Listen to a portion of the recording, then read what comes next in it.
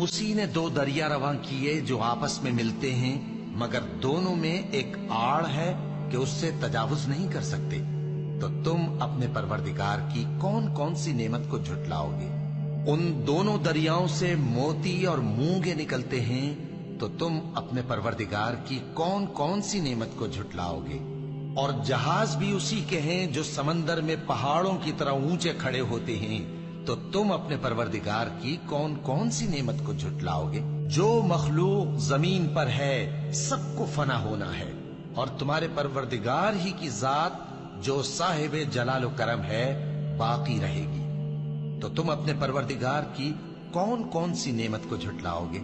आसमान और जमीन में जितने लोग हैं सब उसी से मांगते हैं, वो हर रोज किसी न किसी काम में होता है।